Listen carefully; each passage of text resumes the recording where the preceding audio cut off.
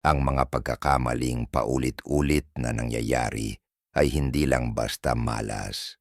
Mga babala ito ng mas malalim na pattern na patuloy na humihila sa maraming tao nang hindi nila namamalayan. Alam mo yung pakiramdam na akala mo natutunan mo na ang leksyon. Pero ilang buwan lang ang lumipas, inuulit mo na naman ang parehong pagkakamali.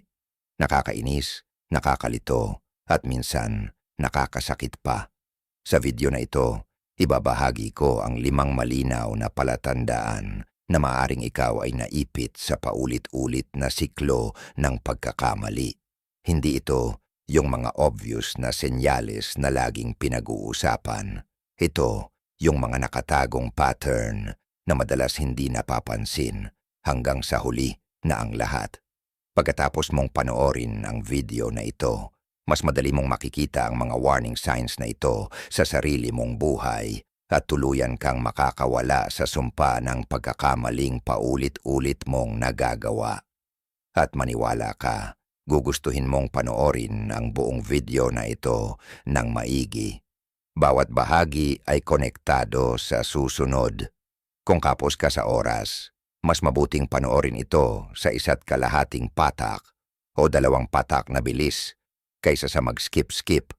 Dahil kahit isang senyales lang ang mamiss mo, pwede ka nang manatili sa paulit-ulit na siklo ng pagkakamali. Tara na, simulan na natin. Naranasan mo na bang sabihing, hindi ako makapaniwala? Ginawa ko na naman. Parang may sira ang utak mo, isang kakaibang loop na paulit-ulit na pinapatugtog ang parehong pelikula ng pagkakamali. At ang pinakamasaklap, kadalasan ay hindi mo ito napapansin hanggang sa huli na ang lahat. Ito ay dahil lahat tayo ay may tinatawag na emotional blind spots. Para itong mga tagong bahagi kapag nagmamaneho ka. Tiningnan mo na ang mga salamin, tumingin ka na sa paligid, pero laging may isang anggulo na hindi mo pa rin makita. Hayaan mong magbahagi ako ng isang nakakatawang bagay na madalas mangyari sa akin. Ayos lang ang araw ko, tahimik, normal. Tapos biglang may isang taong magkokomento lang ng kaunti tungkol sa trabaho ko. At sa isang iglap, parang nag-iba na ako ng pagkatao. Nagiging defensive ako, masungit, at gumagawa ng mga desisyong pinagsisisihan ko sa huli. Ilang taon ang lumipas bago ko napagtanto na hindi ito basta-bastang nangyayari. Ito pala ang unang emotional blind spot ko na aktibo. Ngayon, ganito ang totoo tungkol sa mga blind spot na ito. Hindi lang sila basta random na sandali ng maling paghusga. Espesipikong mga emotional trigger ito na nagsisimula ng chain reaction sa utak mo. Isipin mo silang parang mga emotional landmine na nakabaon sa araw-araw mong buhay. Hapakan mo lang ang isa at boom, nawawala agad ang matinong pag-iisip. Ang unang senyales na baka isinumpa kang ulit-ulitin ang parehong pagkakamali ay ang pagkakaroon ng mga hindi mo nakikilalang emotional blind spots na palihim na kumokontrol sa mga desisyon mo. Ang dahilan kung bakit napakadelikado ng mga blind spot na ito ay dahil inaagaw nila ang normal na proseso ng pag-iisip ng utak mo. Ang tawag ng mga siyentipiko dito ay emotional hijacking. Kapag ang emotional na bahagi ng utak mo ang kumontrol sa halip na ang rasyonal. Nangyayari ito sa loob ng ilang millisecond. Bago pa man makareact ang logical part ng isip mo. Ilan sa mga karaniwang blind spot ay ang takot na ma-reject na nagtutulak sa iyo na sumang-ayon sa mga bagay na ayaw mo naman talaga. Paghahangad ng aprobasyon na pumipigil sa iyo na magsalita. Takot sa conflict na nagtitiis ka kahit nasa masamang sitwasyon ka na. At kawalan ng tiwala sa sarili na siya ring nagpapasabotahe sa sarili mong tagumpay. Pamilyar ba? Karamihan ng tao ay may isa o 2 ganitong blind spot na tahimik na nagpapatakbo ng buhay nila nang hindi nila namamalayan. Pero may isang simpleng paraan para mahuli mo ang mga blind spot na ito habang nangyayari. Sa susunod na makagawa ka ng pagkakamaling nagawa mo na dati, kumuha ka ng papel at isulat ang bawat emosyon na naramdaman mo bago mangyari ang pagkakamaling iyon. Galit ka ba? Natakot? O pakiramdam mo ba ay hindi ka na-appreciate? Gawin mo ito ng ilang ulit at makikita mong uulit-ulit ang parehong emosyon bago ang parehong uri ng pagkakamali. Ang nakakagulat dito, kapag nakita mo na ang emotional blind spots mo, nawawala na ang halos lahat ng kapangyarihan nila sa iyo. Para itong pagbukas ng ilaw sa isang madilim na silid, nawawala ang mga nakakatakot na anino kapag nakikita mo na kung ano talaga ang nandoon. Ngayon, paano mo tuluyang matatakasan ang mga emotional trap na ito? Una, kailangan mo silang pangalanan. Literal, bigyan mo ng pangalan ang mga emotional blind spot mo. Tawagin mo sila kapag nagpaparamdam na. Halimbawa, ayan na naman si takot ko sa rejection. Gusto na naman akong pilitin na magsabi ng oo. Kapag ginawa mo ito, lumilikha ka ng distansya sa pagitan mo at ng emosyon. Pangalawa, gumawa ka ng 5 segundo na pause rule. Kapag naramdaman mong may malakas na emosyon na umaangat, magbilang ka hanggang 5 bago ka magsalita o gumawa ng kahit ano. Ang maliit na paghintong ito ay nagbibigay ng oras sa iyong thinking brain para makahabol sa iyong emotional brain. At pangatlo, bumuo ka ng habit na tinatawag na emotional pre-check bago gumawa ng mahahalagang desisyon. Tanungin mo ang sarili mo, nasa maayos ba akong emosyonal na estado para gawin ang desisyong ito ngayon? Kung hindi pa, subukang ipagpaliban muna hanggang humupa ang emosyonal na bagyo.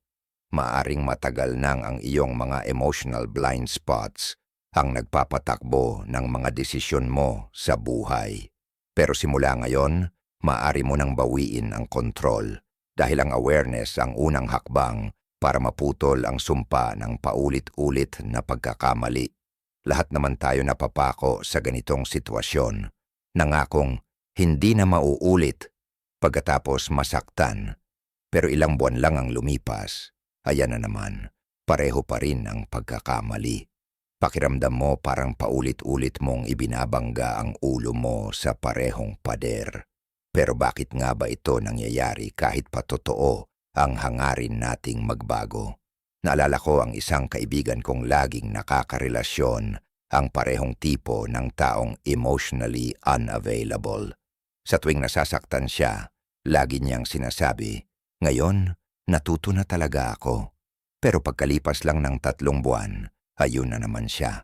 Parehong sitwasyon, ibang tao lang. Ramdam ko ang sakit sa mga mata niya. At marahil, naranasan mo na rin ang parehong frustration sa sarili mo. Dito pumapasok ang pangalawang senyales na baka nakatali ka sa siklo ng pagkakamali. False learning. Ang false learning ay isang tusong bitag ng isipan kung saan naniniwala tayong natuto na tayo mula sa karanasan, kahit ang totoo, mababaw lang ang naintindihan natin. Para itong pag-aalaga sa tinik sa balat, kahit na ang totoo, may impeksyon na sa loob. Pwede kang gumaan ang pakiramdam panandalian, pero ang totoong problema ay patuloy pa ring lumalala sa ilalim. Ang nakakalito sa false learning ay parang totoong pagkatuto ang pakiramdam nito. May aha moment ka. Gumagawa ka ng taos-pusong pangako sa sarili. Buo ang paniniwala mong magiging iba na ang takbo ng mga bagay-bagay, pero hindi naman talaga nagbabago. Kaya ano nga ba talaga ang nangyayari? Kapag nakaranas tayo ng masakit na pagkakamali, natural sa ating utak na maghanap agad ng kahulugan para makausad tayo at mawala ang sakit. Kukunin natin ang unang aral na may saysay at agad natin itong yayakapin, kaya lang. Madalas ay hindi natin napapansin ang mas malalalim na pattern na siyang tunay na ugat ng pagkakamali. Halimbawa, sabihin nating palagi kang nagkakautang dahil sa labis na paggastos. Pagkatapos ng bawat krisis sa pananalapi, maaaring iniisip mo, kailangan kong maging mas maingat sa pera. Mukhang makatuwiran, hindi ba? Pero ang ganitong mababaw na pagkaunawa ay hindi talaga tumutugon sa ugat ng problema. Maaaring ginagamit mo ang pamimili bilang paraan para makabawi sa stress. O baka naman, hindi ka talaga naturuang mag-budget ng maayos. O kaya, sinusubukan mong makisabay sa mga kaibigan mong ibang-iba ang kalagayang pinansyal kumpara sa iyo. Nangyayari rin ito sa trabaho. Halimbawa, baka palagi kang nagkakaroon ng conflict sa mga boss mo. At sa bawat pagpapalit mo ng trabaho, iniisip mo, kailangan ko lang talaga ng mas maayos na manager. Pero paano kung ang totoo, nahihirapan ka sa pagtanggap ng feedback o hindi mo malinaw na naipapahayag ang mga pangangailangan mo? Ang pagkakaiba ng surface learning sa deep learning ay parang pagkakaiba ng pagkabisa lang sa isang formula sa math at tunay na pag-unawa kung paano ito gamitin. Yung una, makakatulong lang sa'yo para makapasa sa isang test. Pero yung pangalawa, binabago ang paraan ng pagharap mo sa mga problema sa buong buhay mo. Ngayon, paano mo malalaman kung tunay ka ng natuto o kumbinsido ka lang na natuto ka? Heto ang isang simpleng test. Kaya mo bang ipaliwanag ng malinaw kung ano talaga ang naging problema, bakit ito nangyari, at ano mismong partikular na ugali o kilos ang kailangan mong baguhin? Kung ang sagot mo ay malabo, tulad ng susubukan ko na lang maging mas maingat o mas pagbubutihan ko, babala ito na maaring false learning lang ang meron ka. Ang tunay na pagkatuto ay kusang nagbabago ng asal, hindi dahil pinipilit mo, kundi dahil natural na itong dumadaloy sa'yo. Kapag tunay kang natuto, ang bagong paraan ng pag-iisip at pagkilos ay hindi na pakiramdam na parang lagi mong nilalabanan ang sarili mong instinct. Para makaalpas sa false learning, magsimula sa pamamagitan ng pagtatanong ng mas mahusay na mga tanong. Sa halip na, ano ang mali? Itanong mo, anong pattern ang paulit-ulit na lumalabas sa iba't ibang bahagi ng buhay ko? Sa halip na, paano ko aayusin ito? Itanong mo, ano ang iniiwasan kong makita tungkol sa sarili ko sa ngayon? Ang pinakamahirap na katotohanan ay ito, ang tunay na pagkatuto ay madalas hindi komportable. Maaaring kailanganin mong harapin ang mga bahagi ng sarili mong matagal mo nang iniiwasan o aminin na mas komplikado ang problema kaysa sa akala mo.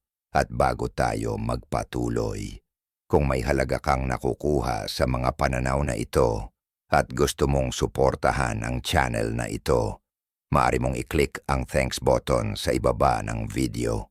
Malaking tulong ito para makagawa pa kami ng mas maraming content na nakakatulong magbago ng buhay at makabasag sa mga siklo ng paulit-ulit na pagkakamali. Ngayon, magpatuloy tayo sa ikatlong palatandaan na baka nakatali ka pa rin sa parehong pagkakamali. Alam mo ba na ang kapaligiran mo ay palihim na niproprogram ang kilos mo araw-araw at hindi ito katang-isip na parang sa CP? Ngayon, magpatuloy tayo sa ikatlong palatandaan na baka nakatali ka pa rin sa parehong pagkakamali. Alam mo ba na ang kapaligiran mo ay palihim na niproprogram ang kilos mo araw-araw at hindi ito katang-isip na parang sa CP? Ganito talaga kung paano nakawire ang ating utak para gumana. At maaring ito ang pinakanalilimutang dahilan kung bakit paulit-ulit mong nagagawa ang parehong pagkakamali. Ang ikatlong senyales na tila isinumpa kang ulit-ulitin ang parehong pagkakamali ay ito.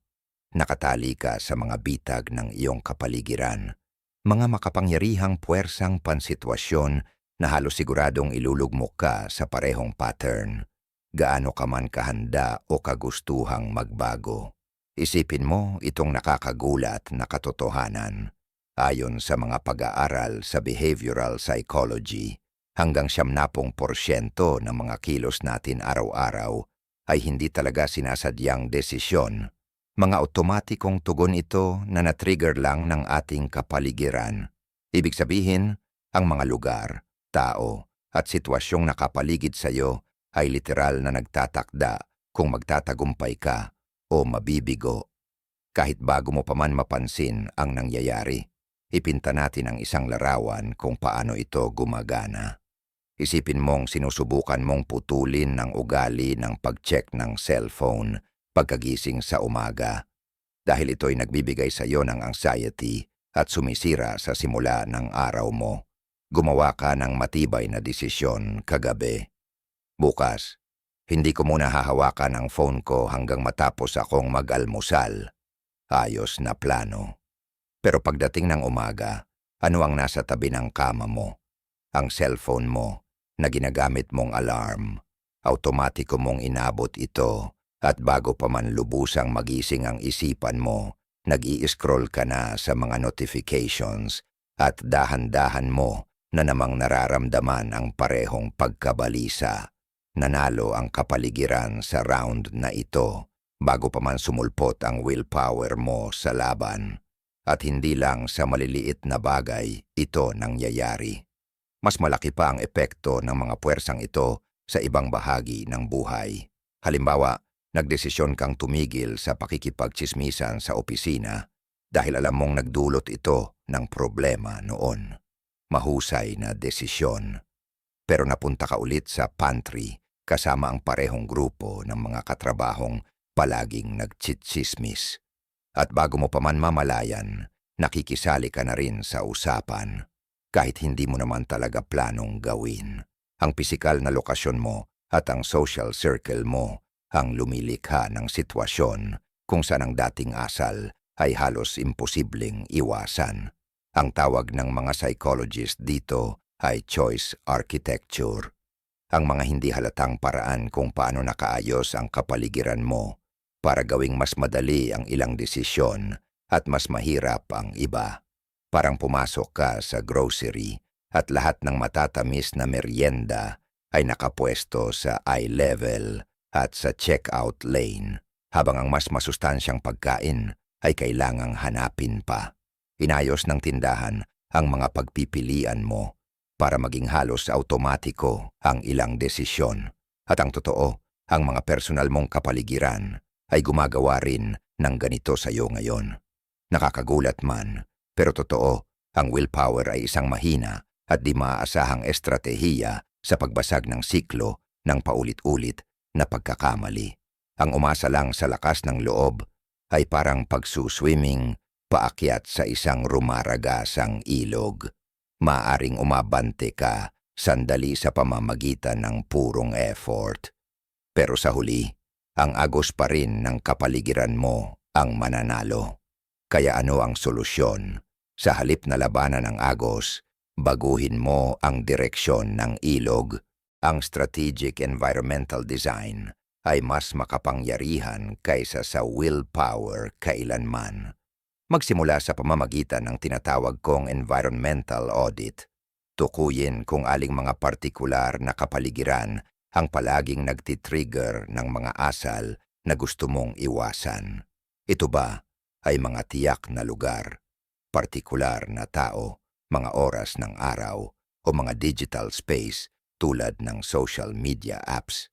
Kapag natukoy mo na ang mga trigger environments na ito, maaari mo na silang i-redesign para suportahan ang mga layunin mo, sa halip na sirain ang mga ito. Sa halimbawa ng cellphone, maaring ang solusyon ay bumili ng totoong alarm clock at i-charge ang cellphone mo sa ibang kwarto sa gabi.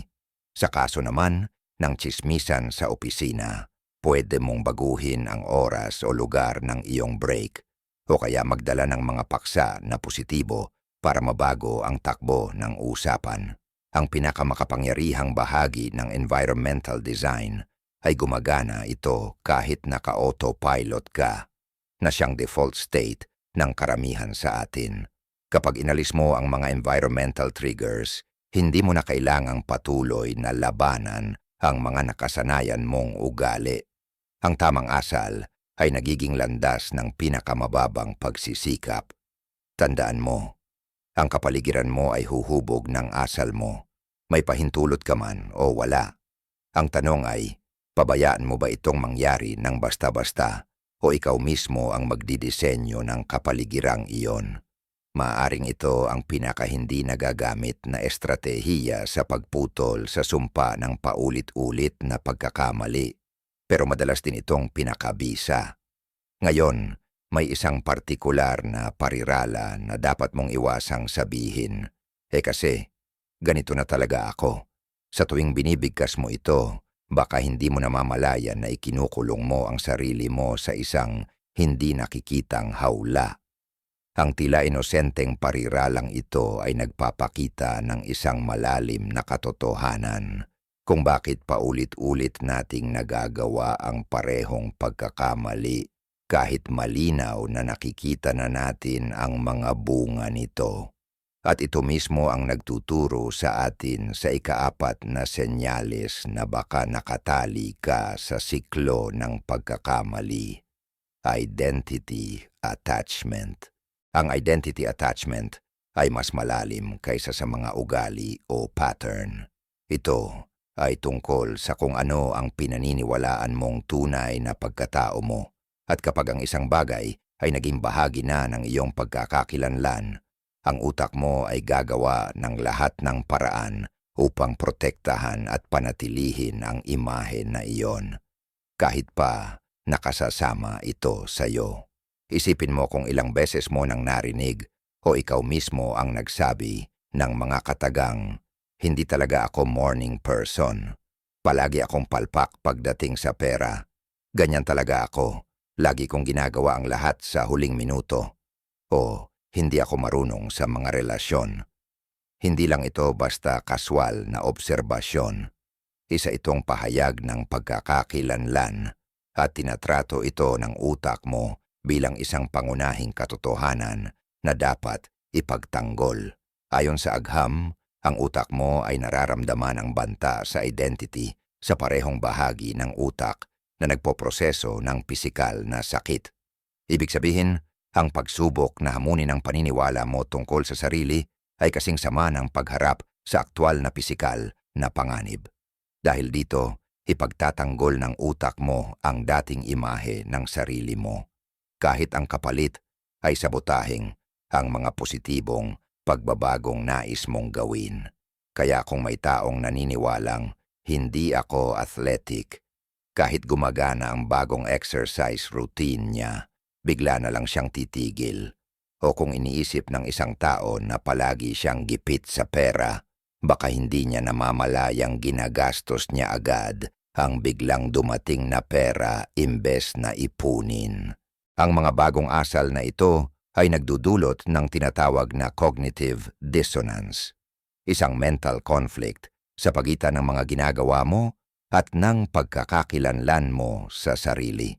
At gagawin ng utak mo ang lahat upang mawala ang hindi komportableng damdaming ito sa pamamagitan ng pagbabalik sa dating ugali na tugma sa lumang identity mo.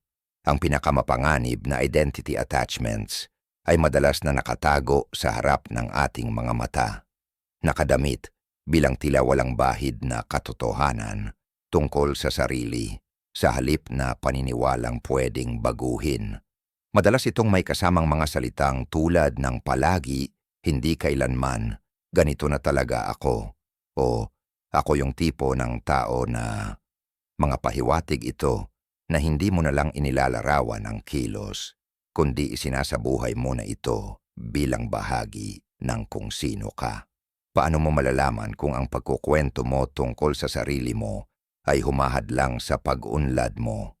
Pansinin kung kailan mo nararamdaman ang matinding pagtutol na baguhin ang isang ugali. Madalas ito ay senyales na nabangga mo ang isang identity belief. Bigyang pansin din kung ginagamit mo ang mga katagang, "Ganyan na talaga ako," upang ipaliwanag ang mga pagkakamaling paulit-ulit mong ginagawa.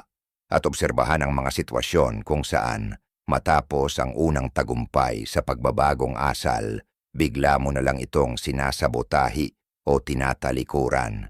Ang mabuting balita, hindi permanente ang pagkakakilanlan natin. Nabubuo ito mula sa mga kwentong paulit-ulit nating sinasabi sa ating sarili. At ang mga kwentong ito ay pwede nating baguhin. Ipinapakita ng mga pag-aaral sa neuroplasticity na ang ating utak ay literal na nag-aayos at nagre-restructure ng sarili batay sa ating mga karanasan at paniniwala. Pwede mong baguhin ang wiring ng utak mo upang suportahan ang isang bagong imahe ng sarili. Ang susi ay ang paglikha ng identity flexibility sa halip na palitan lang ang isang matigas na identity ng isa pang matigas. Magsimula sa pamamagitan ng pagbabago mula sa mga absolutong pahayag tulad ng ganito ako tungo sa mas bukas at flexible na pahayag gaya ng minsan nagiging ganito ako. Sa halip na sabihing magulo talaga akong tao, subukang sabihing madalas akong nahirapan sa pagiging organisado noon, pero ngayon ay gumagawa na ako ng mga bagong sistema. Sa ganitong paraan, nagbibigay ka ng mental space para sa bagong ugali nang hindi natatrigger ang depensa ng identity mo. Isa pang makapangyarihang technique ay ang tinatawag na identity experimentation. Sa halip na gumawa agad ng permanenteng pagbabago sa iyong pagkakakilanlan na maaring makaramdam ka ng takot o pagtutol, subukan mo munang hiramin ang isang bagong identity pansamantala. Sabihin mo sa sarili mo, sa susunod na 2 linggo, susubukan kong maging uri ng taong regular na nag-ehersisyo. Dahil ipinapakita ito bilang isang eksperimento, nababawasan ang pagtutol at hindi ito nararamdaman bilang banta sa kung sino ka. Pero marahil ang pinakaimportanteng hakbang ay ang sadyang palawakin ang pagkakakilanlan mo upang isama ang paglago mismo. Kapag ang pagiging taong handang matuto at magbago ay naging bahagi na ng iyong pagkatao, ang pagbabago ay nagiging tugma sa imahe mo sa sarili. Imbes na maging banta rito, ang pagkalas sa hawla ng matigas at nakakahong pananaw tungkol sa sarili ay maaring ang pinakamalalim na pagbabago na maaari mong gawin. Dahil kapag hindi ka na nakakulong sa kung sino sa tingin mo ang ikaw, malaya ka nang maging kung sino ka talaga sa potensyal mo. Ngayon, napaisip ka na ba kung bakit may ilang tao na tila natural na natututo at umuunlad, habang ang iba naman ay paulit-ulit sa parehong problema taon-taon? Ang pagkakaiba ay kadalasan hindi talino o willpower, kundi ito ay ang pagkakaroon ng epektibong feedback systems. At ang ikalimang senyales na baka isinumpa kang ulitin ang parehong pagkakamali ay ang kawalan ng malinaw na feedback loops sa buhay mo. Sandaling pag-isipan ang mga problema mong paulit-ulit na bumabalik. Mga pagsubok na kahit ilang ulit mo nang sinubukang ayusin ay tila bumabalik pa rin. Ngayon, tanungin mo ang sarili mo. Paano ko ba malalaman kung talagang umuusad ako sa mga problemang ito? Anong partikular na impormasyon ang kinokolekta ko para masukat ang pag-unlad? Kung katulad ka ng karamihan, maaring wala kang malinaw o konkretong sagot. Kung walang feedback loops, para tayong nagmamaneho ng nakapiring at napapansin lang natin na tayo'y nalilihis ng daan kapag nabangga na tayo. Napakahusay ng utak natin sa filtering. Pinipili nito ang impormasyon na tumutugma sa kasalukuyan nating paniniwala. Kaya kung wala tayong sadya at sadyang feedback system, natural nating i-ignore ang mga palatandaang inuulit lang natin ang lumang pattern hanggang hulay na ang lahat. Isipin mo ang isang pagkakataon sa buhay mo kung kailan parang biglang sumulpot ang isang problema. Maaring isang relasyon ang bigla na lang natapos, nakatanggap ka ng feedback sa trabaho na lubos mong ikinagulat, o isang isyong pangkalusugan ang lumitaw na wala kang kamalay-malay. Pero kapag binalikan mo, makikita mong marami palang maliliit na senyales ang hindi mo napansin sa daan. Ang mga senyales na ito ay representasyon ng mga sirang feedback loops. Karamihan sa atin ay umaasa sa tinatawag ng mga researcher na lagging indicators, mga ebidensyang lumilitaw matapos na mangyari na ang isang pattern. Napapansin lang natin ang pagkakamali pagkatapos na kapag nararamdaman na natin ang mga bunga nito. Ang susi para makaalis sa siklo ng paulit-ulit na pagkakamali ay ang lumipat sa leading indicators, mga maagang babala na nakakatukoy ng pattern bago pa ito tuluyang lumala.